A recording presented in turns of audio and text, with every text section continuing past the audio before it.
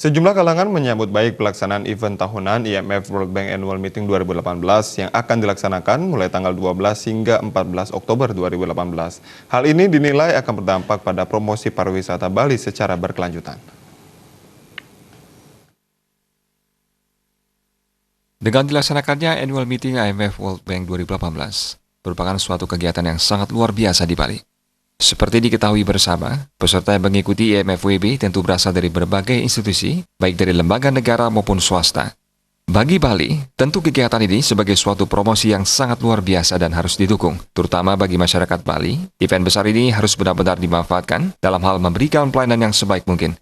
Pengamat pariwisata Dewa Rai Budiasa menyambut baik event tahun ini yang dinilai akan berdampak pada promosi pariwisata secara berkelanjutan. Dampak daripada kegiatan ini akan menjadi promosi Bali yang secara berkelanjutan dan secara terus-menerus.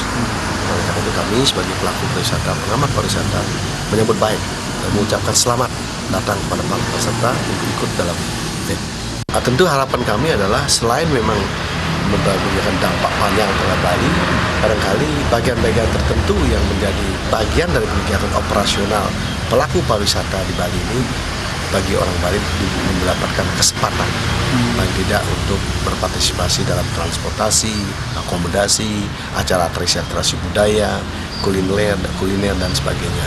Nah, ini tentu akan mendapat dampak yang bagus dan kita harapkan melibatkan lebih banyak komponen masyarakat Bali yang memang bergerak di bidang itu. Walaupun kita tahu bahwa event organizer ini berasal dari pusat, baik tidak kegiatan-kegiatan mensupport kegiatan tersebut itu yang di luar conference dapat diberikan kepada masyarakat Bali. Pengelisir Jero Pengaji Payangan ini menambahkan, tentu pihak penyelenggara tidak hanya melakukan pertemuan IMF-WB di Bali. Para delegasi dan jurnalis dari luar akan diberikan kesempatan untuk melihat dan menikmati Pulau Dewata. Disinilah peluang para delegasi dan jurnalis untuk melihat desa wisata dan kehidupan masyarakat pedesaan yang ada di Bali. Adi Setiawan, Bali TV.